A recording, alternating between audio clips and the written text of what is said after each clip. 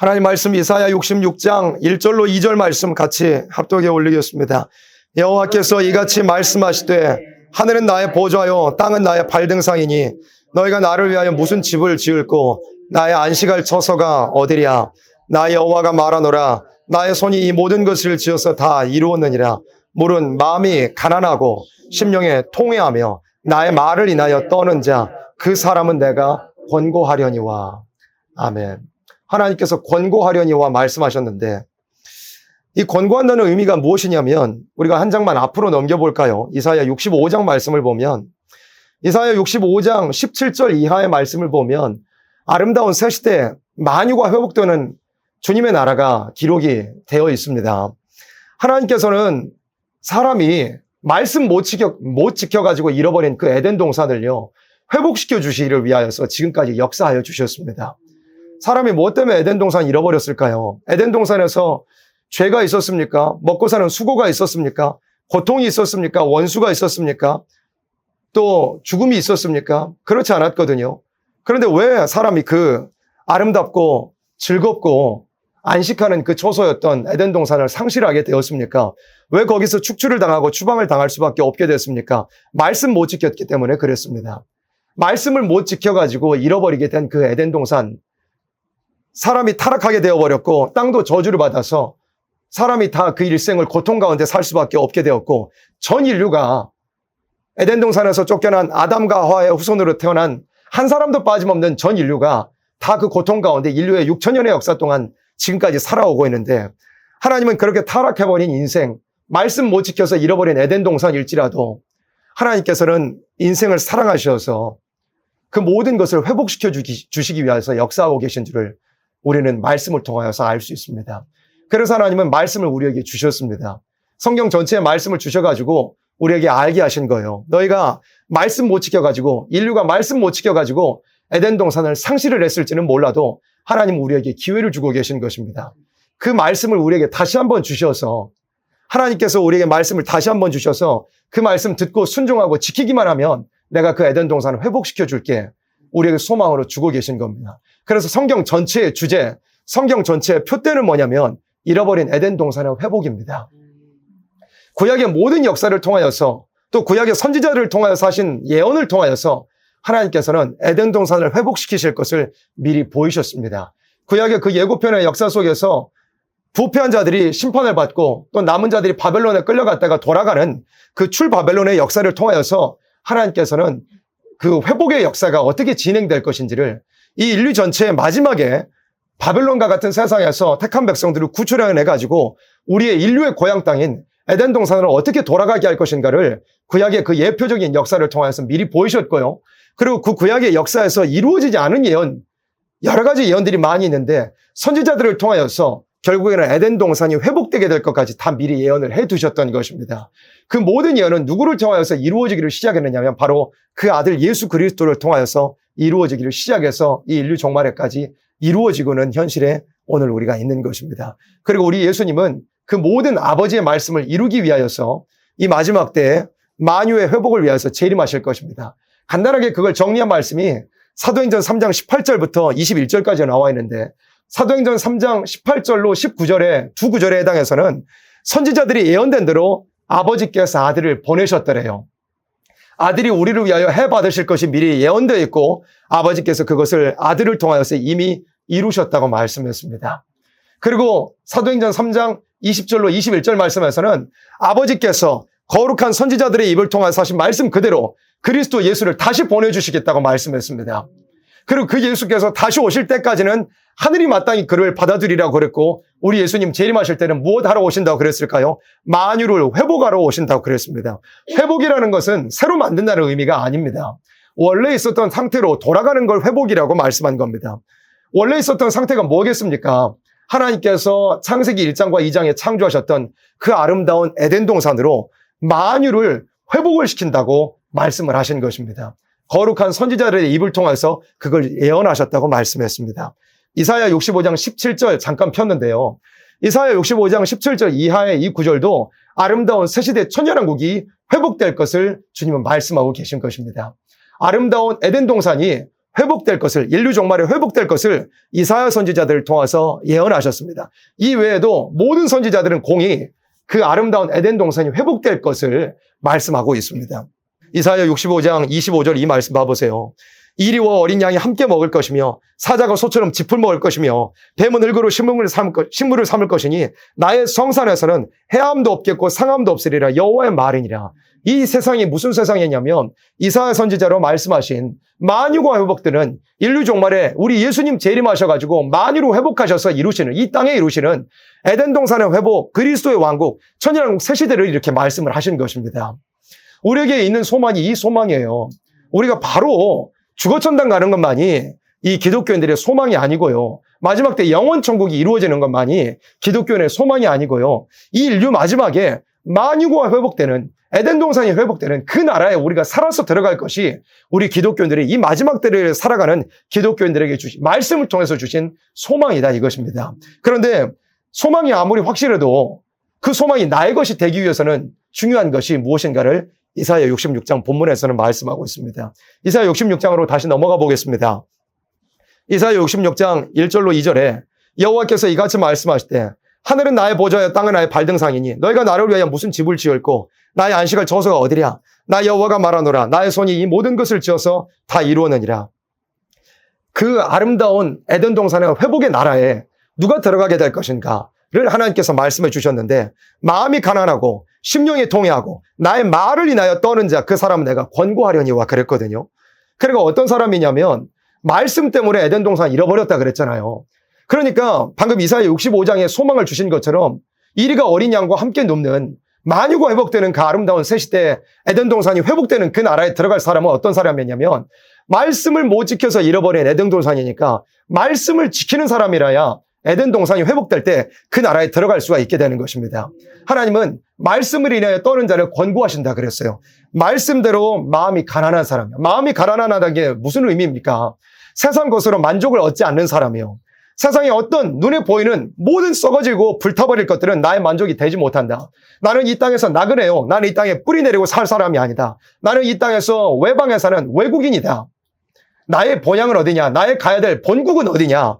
주님께서 이루실 그 그리스도의 왕국이다. 그런 마음을 가지고 이 세상을 살아가는 사람, 세상의 모든 것들이 아무리 화려하고 아무리 물질적으로 풍요로운 이런 세상일지라도 그것이 자기의 만족이 되지 못하는, 세상의 어떤 것도 다 분토같이 여겨버리는, 그 대신에 어떠한 사람, 먹고 사는 것이 사람의 사는데 필요하기는 하거든요. 근데 마음이 가난한 사람은 어떻게 삽니까? 마태복음 6장에 예수님께서 말씀하신 것처럼 전혀 먹을 것 입을 것 걱정하지 않는 사람, 다만 그의 나라, 방금 이사야 65장에 우리를 소망케 하신, 또 성경 전체로 소망케 하신 그의 나라만을 위하여서, 또 하나님의 의가 이루어지는 그 일만을 위하여서 모든 것을 다 천부께 맡겨놓고 전진하는 그 사람이 마음이 가난한 사람입니다.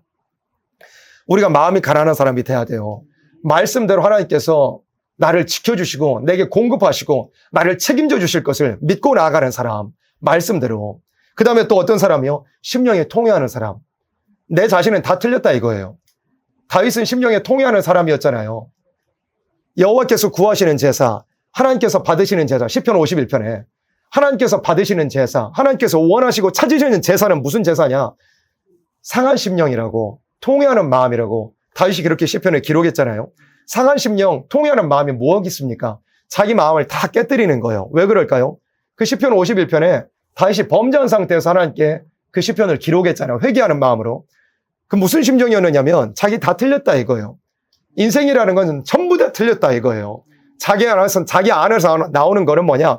전부 잘못된 것만 나온다. 인간의 계획, 인간의 도모, 인간의 생각, 모든 것들은 다 더러운 것만 나온다. 타락한 것만 나온다. 선을 원하는 것도 있기는 하죠. 그러나 육신에서는 끊임없이 더러운 것들이 나와서 내 자신을 누르고 나는 육체로 끌려가 버린다 이겁니다. 그러면 나는 어떻게 해야 됩니까? 그런 곤고한 나는 어떻게 해야 됩니까? 하나님 말씀 앞에 나를 굴복을 시켜버리면 되는 겁니다. 그 사람이 누구냐? 심령에 통회하는 사람. 말씀 앞에 나를 굴복시키는 사람. 하나님, 저는 다 틀렸습니다. 제게서 나오는 계획과 생각과 도모는 다 틀렸으니까 하나님 말씀대로 저는 순종하겠습니다. 저는 다 틀렸으니까 제 자신을 부인하고 말씀 앞에 굴복하겠습니다. 그 사람이 누구냐? 심령에 통회하는 사람이에요. 심령에 통회하는 사람. 말씀대로 마음이 가난한 사람. 하나님 책임져 주실 걸 믿고 나아가는 사람, 말씀 붙들고서요. 그럼 말씀 앞에 굴복해 버리는 사람, 내 심령을 찢어서, 내 잘못된 이 타락한 본성을 찢어서 그런 통회하는 심령을 가지고 말씀으로만 내게 채워주시고 말씀으로 나를 완전케 하시고 말씀으로 나를 인도해 주실 걸 믿는 그 사람이 심령에 통회하는 사람인 겁니다. 그 다음에 또 보세요. 나의 말을 인하여 어떠한 사람이요? 떠는 사람. 나는 누구냐? 하나님이시잖아요. 하나님 말씀을 인하여 떠는 사람을 하나님은 권고하신다 그랬습니다. 하나님 말씀 한마디면 내가 이거 못 지킬까 봐 두려워 벌벌 떠는 사람이에요. 근데 우리가 사실이 있잖아요. 이거 많이 잊어버리고 살잖아요. 언제 한 번은 주일학생들한테 환란에 대해서 전할 기회가 있었습니다. 환란에 대해서. 그런데 그 부모님께서 이제 염려가 섞인 말로 저에게 그런 말씀을 하시더라고요. 그럼 염려도 할 만하다고 생각해요. 왜냐하면 아이가 주일학교에서 환란에 대해서 들었는데 밤에 잠을 안 자버리더래요. 왜? 환란이 너무 무섭게 다가와서 도대체 아이가 주일학생이 잠을 잘 수가 없었다고 그렇게 얘기를 하더라고요. 저는 그 말을 이제 부모님을 전해서 듣고 너무 한편으로는 기뻤어요. 왜? 말씀이 주일학생 어린아이가 정말 순수하게 말씀을 받아들였구나. 환란이 그냥 성경 안에 있는 것으로 받아들이지 않고 그냥 무슨 성경을 잘못 이해하면 어린아이들 같은 경우에 말씀을 순수하게 받지 못하면 실제적으로 받지 못하면 그냥 성경은 무슨 만화 영화 보듯이 무슨 판타지 영화 보듯이 그렇게 성경을 받아들일 염려도 사실 가르치는 입장에서는 덜어 있기도 하거든요. 근데 그 주일학생은 우리 교회 주일학생은 참 말씀을 순수하게 받았더라고요. 그러니까 환란이 진짜로 현실적으로 얼마 있지 않아서 온다는 걸 진짜 마음으로 받은 거였어요. 그러니까 그 학생은 말씀이 이제 떨리는 걸로 받은 거예요. 하나님의 은혜가 임한 거죠. 그리고 밤에 잠을 이루지 못했대요. 그러니까 저는 한편으로 그 소식을 전해 듣고서 너무 기쁘더라고요. 왜? 학생이 말씀을 진짜로 중심으로 떠는 마음으로 그렇게 말씀을 잘 받아들인 거예요. 올바로 받아들인 거예요. 근데 오히려 신앙의 연륜이 오래됐다고 하는 우리들은 말씀 많이 안다고 하는 우리들은 그런 순수한 심정 많이 잊어버렸잖아요. 선지서의 말씀 봐보세요. 우리가 지킨다고 하는 예언의 말씀 한번 봐보세요. 말씀 보면 한 문장 한 문장이 얼마나 무서운 말씀인데 지면에 있는 모든 것을 다 진멸해버리리라. 스바냐 성경 예를 들면 기식 있는 것들, 호흡 있는 것들 전부 다 하나님께서 쓸어버리겠다고. 아모스 9장 같은 말씀해 보세요. 어디로 숨어 들어가든지 땅 밑으로 들어간 바다 밑으로 하늘 높이 올라가도 전부 끄집어내서 끌어내려서 하나님께서 피할 수 없는 화로 집어넣어버리겠다. 하나님께서 그렇게 무섭게 말씀하셨는데 말라기 성경에는 또 뭐라고 말씀하셨어요? 너희가 그렇게 예배드릴 것 같으면 그렇게 하나님께 제사 드릴 것 같으면 희생의 그 똥을 너희 종자들이 얼굴에 발라버리면 너무 무섭잖아요. 너무 무서운 말씀인데 우리가 많이 이 신앙의 양심들이 무디어지고 마비되어가지고 하나님 말씀을 떠는 심정으로 못 받는 게 사실 자신의 심정을 돌아봐도 그런 게 너무 많이 있게 됐어요. 흑암이 너무 두텁거든요. 계시록 9장 말씀을 보면 뭐가 나온다 그랬어요? 무적에게서부터 큰 풀무의 연기 같은 연기가 올라와가지고 해와 공기를 어둡게 해버린다고 그랬어요. 그 마지막 때 지금 이루어지고 있는 말씀인데 무적에게서 그러니까 마귀가 들어가야 할 그 무적에게서 연기가 올라오는 거예요. 연기는 조그만한 틈만 있어도 치고 들어오는 게 사람이 알아채지 못하는 사이를 치고 들어와서 사람을 질식시키고 상하게 만들고 죽게 만들어버리는 게 그게 연기잖아요. 근데 마지막 때는 미혹이 스물스물 틈만 있으면 비집고 들어와가지고 해와 공기를 어둡게 해버린대요. 육적 해와 공기가 아니잖아요. 영적인 해와 공기예요. 햇빛과 같은 말씀을 어두워져 버리게 만들어요. 말씀을 사모하는 것 어두워지게 만들어버려요. 말씀에 떠는 것 다 마비되게 만들어버려요. 공기도 어둡게 한다 그랬어요. 영적 공기예요. 우리의 영혼이 호흡해야 될 이 영적 상태를 다 마비를 시켜버리고 침체되게 만들어버리고 열심을 다 가라앉게 만들어버리는 거예요. 지금은 미혹, 그러니까 조그마한 틈새만 있어도 들어오는 그 미혹의 연기가 그 흑암의 연기가 해와 공기를 어둡게 만들어버리는 햇빛과 같은 말씀에 대한 그 사모하는 것과 말씀에 떠는 그런 생활과 또 우리의 영적인 활동을 다 마비시켜버리고 침체시켜버리는 그런 오늘이 우리가 살고 있는 겁니다. 그러나 그런 흑암이 두터운 세상, 그런 미혹이 우리를 짓누르고 있는 세상일지라도 우리가 그 나라에 들어가기를 소망하는 사람은 말씀 붙들고 말씀에 떠는 사람이 돼야 됩니다. 말씀 여러 가지 아는 것도 정말 중요한 건 맞는데요. 우리가 한마디의 말씀을 보아도 정말 이 말씀 때문에 정말 방금 소개한 그 주일학생처럼 말씀 한마디에 잠을 이루지 못할 만큼 내가 이 말씀에 걸려있을까 봐 막 두렵고 떨리는 내 심장이 막 벌렁벌렁 되고 그런 우리의 심령이 다시 살아나야 될 필요가 우리에게는 있는 겁니다. 정말 하나님 말씀 한 말씀을 봐도 우리가 말씀 때문에 내가 말씀 하나 지키지 못할까 봐 말씀에 떠는 심령이 우리에게 있어야 되는 겁니다. 왜 그래요? 말씀 때문에 에덴 동산 잃어버렸기 때문에 말씀 그 한마디, 그 에덴 동산에서는 말씀이 여러 말씀 주시지 않았잖아요. 딱 한마디의 말씀이었는데 그 한마디의 말씀에 떨지 못했기 때문에 정령 죽으리라는 그 말씀에 떨지 못했기 때문에 얼마나 그 이후에 인류 전체의 역사가 비극으로 들어가 버리게 되지 않았습니까? 우리가 그 나라에 들어가기를 소망한다면 정말로 말씀 때문에 잃어버린 말씀 지키지 못해서 잃어버린 그 새 시대의 에덴 동산의 회복에 들어가기를 소망한다면 우리가 말씀에 떠는 자가 되어야 하는 것입니다. 3절에 보세요. 소를 잡아드리는 것은 살인함과 다름이 없고 어린 양으로 제사 드리는 것은 개의 목을 꺾음과 다름이 없으며 드리는 예물은 돼지의 피와 다름이 없고 분향하는 것은 우상을 찬송함과 다름이 없이 하는 그들은 그랬어요.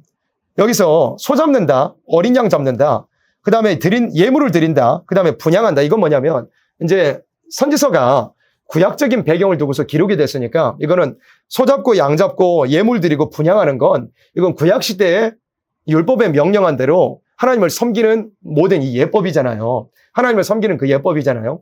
그런데 하나님께 드리는 쉽게 제사이고 예배이다 이거예요. 구약시대를 하자면.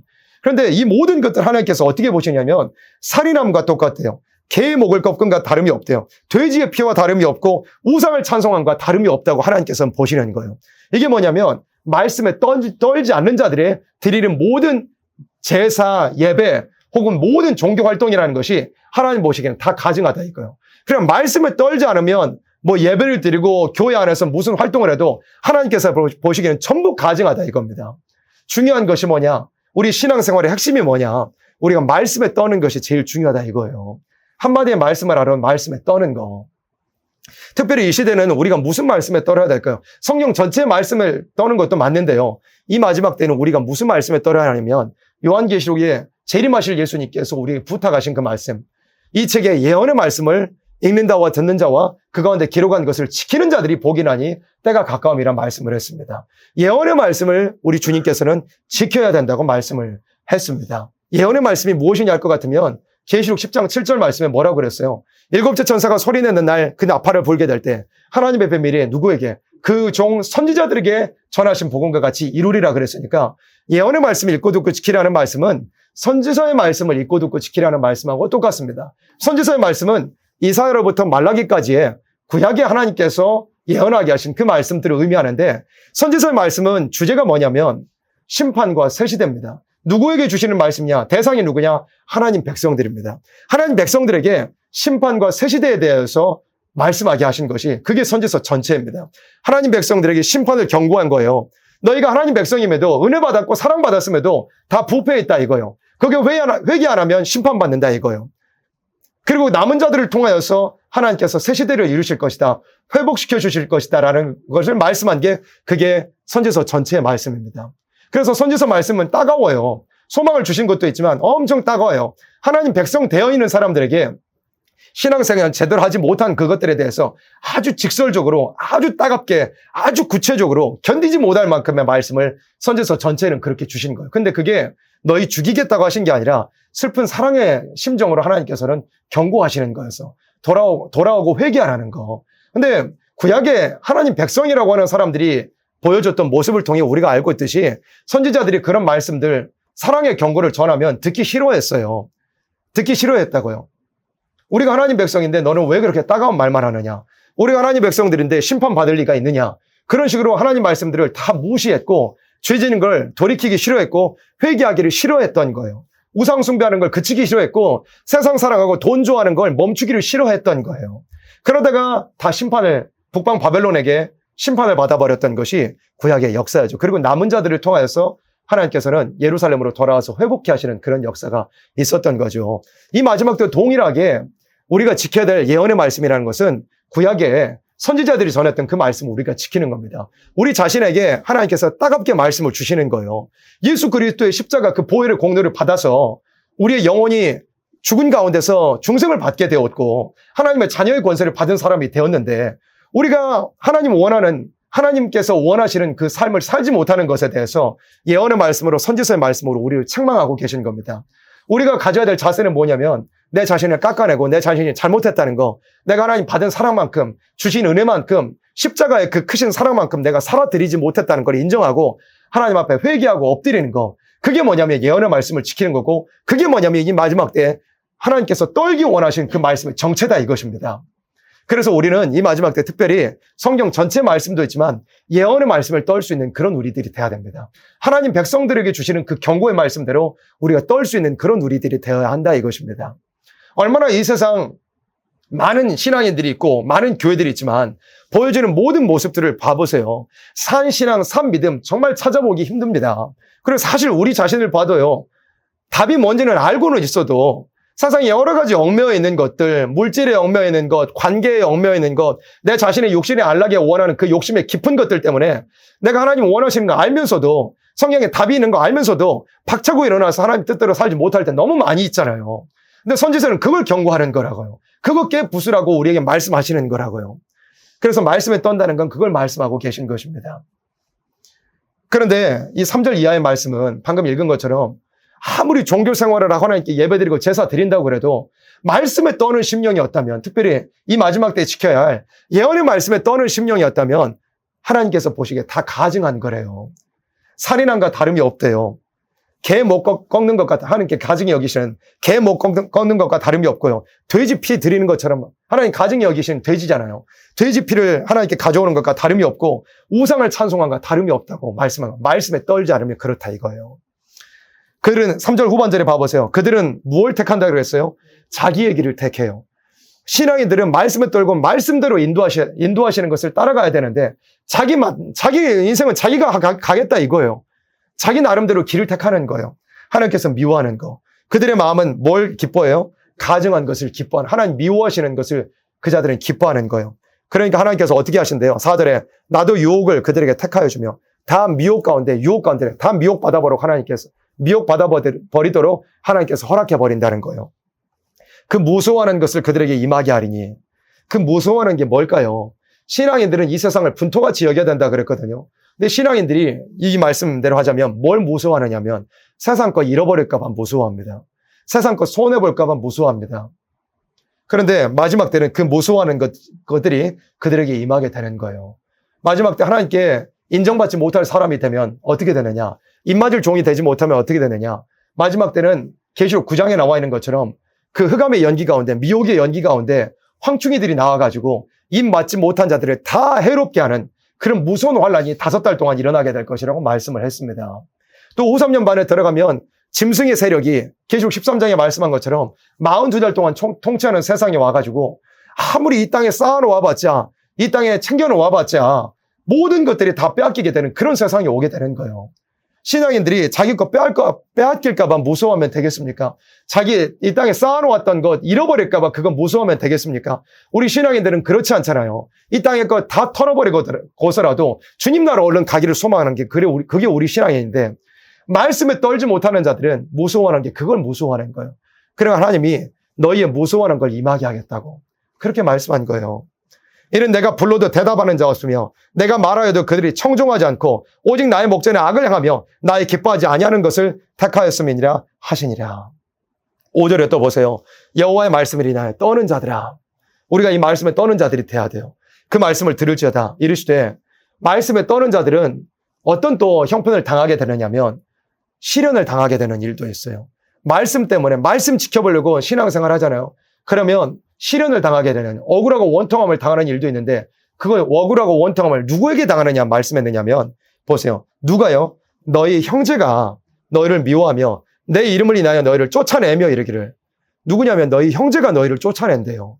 말씀에 떠는 자들을 형제들이 쫓아낸대요. 이건 누구냐면 같이 예수 안에 있다고 말하는 자들이에요. 같이 교회 안에 있다고 말하는 자들이 말씀에 떠는 자들을 미워하는 거예요.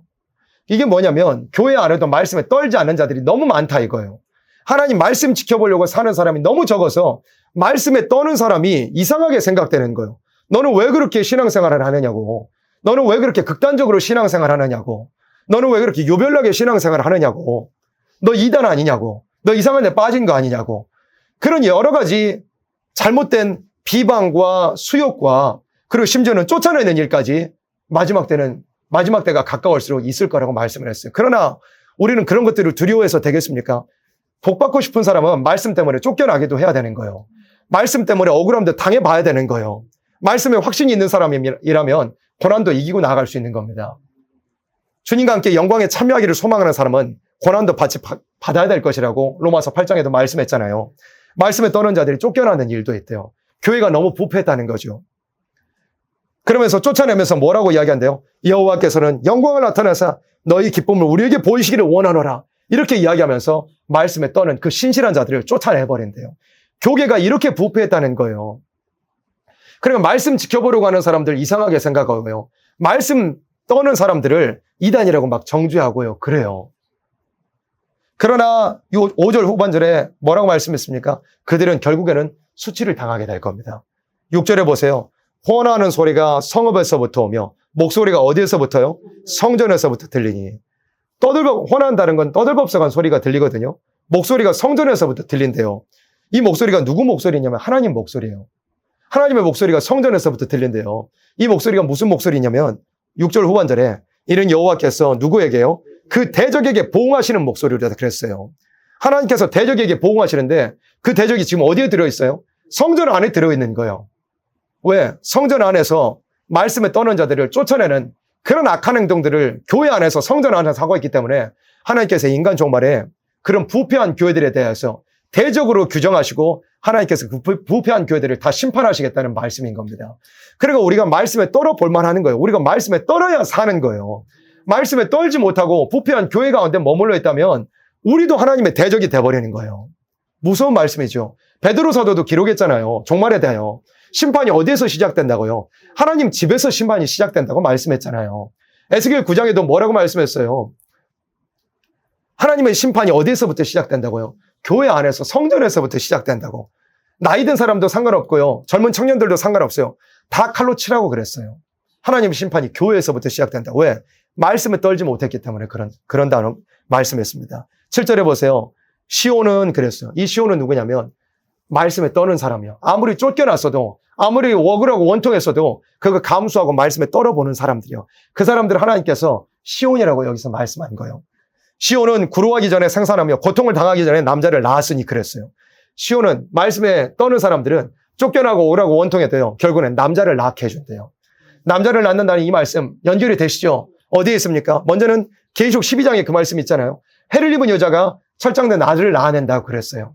그리고 예레미야 31장의 말씀에도 보면 여호와께서 세일을 세상에 창조했다고 곧 여자가 남자를 안으리라고 예레미야 31장에도 말씀했거든요. 그래 여자가 남자를 안는다는 것은 무슨 말씀이냐면 이 말씀을 통해서 볼 때 쫓겨난 사람들을 통하여서 철장된 종들을 낳아내게 하신다는 그런 말씀이에요.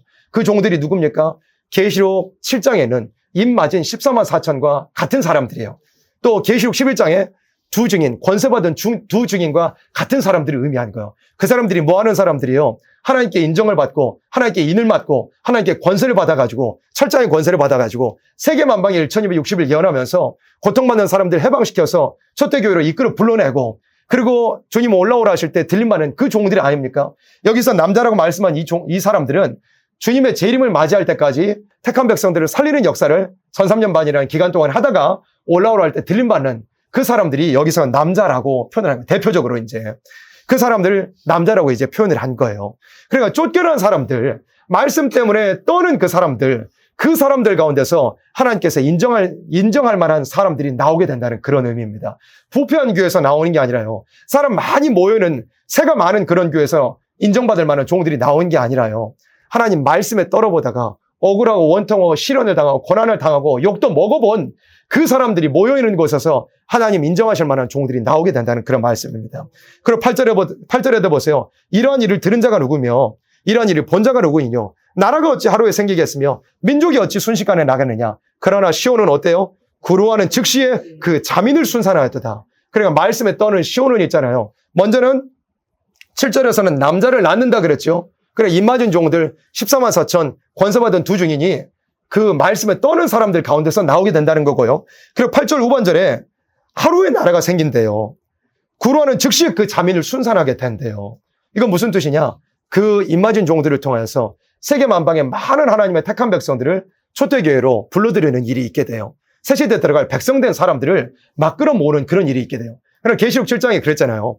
계시록 7장 1절로 8절에서는 입맞은 14만 4천에 대해서 말씀을 했고, 그리고 9절로 끝절까지는 그 입맞은 종들을 통해서 전도를 받고 초대교회로 들어오게 될 셀 수 없는 흰 무리에 대해서 말씀을 했어요. 계시록 7장에서는 그렇게 살아서 새 시대 가게 될 사람들의 두 종류를 말씀했어요. 먼저는 입맞은 종들이 나오게 될 것과, 그리고 입맞은 종들의 전도를 받고서 셀 수 없이 끌려 나와서 셀 수 없이 구출을 받아서 초대교회로 들어왔다가 보호를 받고 새 시대 들어갈 사람들에 대해서 그렇게 말씀을 했어요. 그러니까 그 두 종류의 사람들이 다 누구를 통해서 나오게 되느냐? 말씀을 떠는 사람들, 말씀을 가지고 떠는 사람들을 통해서 그 모든 새 시대에 살아서 들어갈 사람들이 다 나오게 된다. 이런 말씀입니다.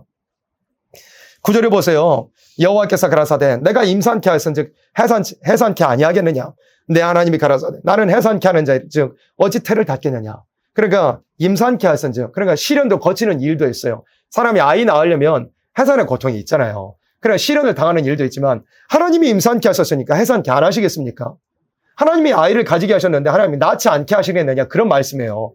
그러나 아이를 낳아내기까지는 힘들기도 하죠. 해산의 고통이 따르니까, 시련이 따르니까. 그러나 하나님께서 잉태케 하셨으니 시련이 있어도 해산의 수고가 있기는 해도 하나님께서 낳게 해버리신다는 그런 뜻이에요. 10절에 예루살렘을 사랑하는 자요. 그럼 말씀에 떠는 사람들이 예루살렘이요. 시온이고 예루살렘인데, 예루살렘을 사랑하는 자요. 다 그와 함께 기뻐하라.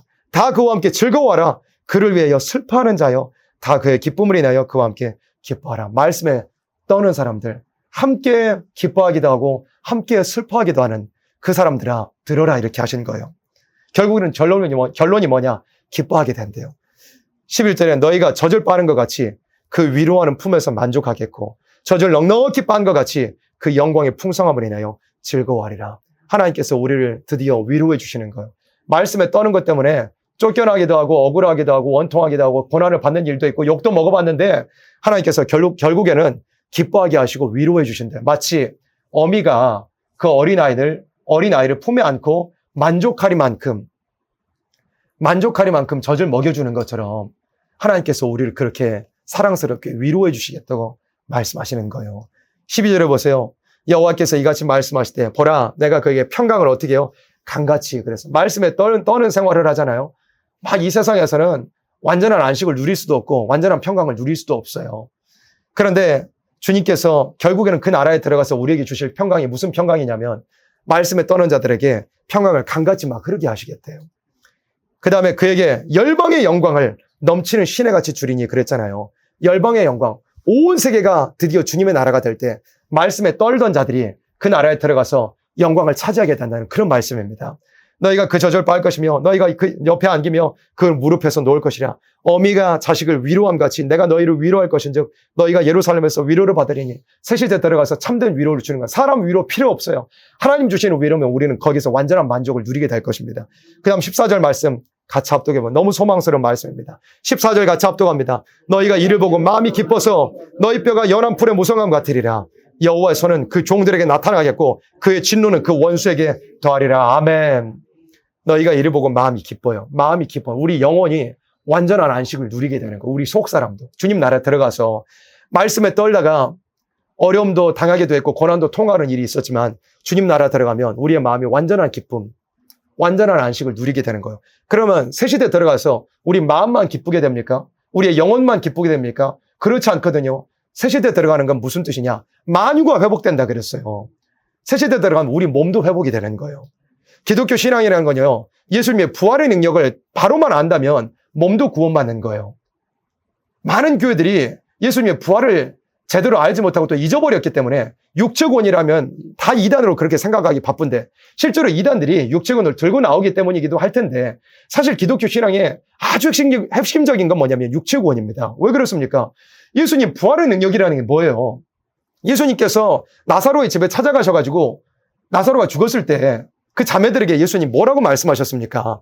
요한복음 11장 25절로 26절에 나는 무엇과 무엇이니? 나는 부활이요 생명이니 나를 믿는 자는 죽어도 살겠고 무릇 살아서 나를 믿는 자는 영원히 죽지 아니하리니 이것을 네가 믿느냐 말씀하셨잖아요. 예수님의 부활이라는 건 뭐냐면 육체의 부활이었어요. 죽는 사람도 살릴 수 있는 것이 부활의 능력이고요. 살아서 예수님을 믿는 사람, 살아서 예수님을 영접할 사람, 살아서 새 시대에 들어갈 사람은 영원히 죽음을 보지 아니하리라고 예수님께서 말씀하셨고 이것을 네가 믿느냐 하셨습니다. 이것을 믿으십니까? 아멘입니다. 예수님의 십자가의 부활의 능력이라는 것은 우리 가장 중요한, 우리가 믿고 우리의 이 삶의 전부가 되어버린 이 기독교 신앙의 핵심 본질은 뭐냐면, 그 복음의 능력이 아주 핵심적인 건 뭐냐면, 우리 육체를 죽어도 살릴 것이고 우리 육체가 살아서 예수님을 맞이한다면 죽음을 보지 않게 하겠다는, 변화시켜서 영생을 누리게 하시겠다는 것이 기독교 신앙의 사실은 핵심입니다. 이 시대는 그것이 많이 흐려져 버렸고 이단들이 그걸 들고 나오니까 많은 교회들에서 그걸 제대로 알지 못하고 그저 육체권을 이단이라고 하기에 바쁜 그런 세상이 되어버렸지만, 사실 부활의 능력이라는 것은 육체의 구원과 반드시 연결이 되어 있습니다. 그러니까 새 시대에 들어가면 우리의 마음이 기뻐하는 거, 우리의 영혼만 기뻐하는 것뿐만 아니라요, 어떻게 된대요? 우리의 몸도 변화되는 거예요. 우리 몸도 완전히 회복되고 우리의 몸도 바뀌어지는 거예요. 회복뿐만 아니라 더 좋은 몸이 되는 거예요. 영생의 몸이 되는 거예요. 너희 뼈가 연한 풀의 무성함 같으리라 그래서 우리의 몸이 변화되는 겁니다. 모두가 다 타락한 그 선악과의 질이 흐르기 때문에 피곤하고 지치고 노쇠하고 병약할 수밖에 없는 그런 오늘에 우리가 살고 있습니다. 그러나 우리 주님께서 우리에게 약속하신 그 나라는 어떤 나라이냐? 우리의 영혼이 안식을 누리는 거, 우리의 육체까지라도 완전한 몸, 완전한 해방, 그 피곤하고 지치고 노쇠하고 병약한 데서 완전히 해방되어 버리는 그리스도의 그 부활하신 몸과 같이 되는, 빌립보서 3장 21절에 말씀했잖아요. 우리가 예수님을 기다린다고요. 우리의 시민권은 오직 하늘에 있는지라. 우리가 하늘로서 다시 오실 주 예수 그리스도를 기다리노니, 주님께서 강림하실 때는 우리의 낮은 몸을 만물을 자기에게 복종케 하실 수 있는 자의 역사로 그 영광의 몸의 형체와 같이 변케 하시리라 그랬습니다. 우리의 이 낮은 몸을 그 영광의 몸의 형체와 같이 변케 하시리라고 주님은 약속하셨습니다. 그 몸이 무슨 몸입니까? 부활의 몸, 영체의 몸, 신령한 몸입니다. 그 몸과 같이 우리를 변케 하시리라 말씀했잖아요. 우리가 그 소망을 가지고 있습니다. 말씀에 떠는 사람은 그 소망대로 육체까지라도 변화받게 될 것입니다. 육체가 연약한 가운데서라도 말씀 붙들어 보겠다는 그 신앙, 육체가 연약해도 나는 이 말씀대로 이 길을 가야 되겠다는 그 신앙, 예배 자리를 지켜야 되겠다는, 누가 뭐라 그래도 내 몸은 연약할지라도 나는 말씀 붙들고 가야 되겠다는 그 신앙의 열매로, 또한 위로로서 우리의 몸이 변화라는 그 축복을 반드시 우리에게 주실 것입니다. 말씀에 떠는 사람으로서 이 모든 축복을 받아 누릴 수 있는 그런 우리들이 반드시 되어지기를 소망합니다. 아멘.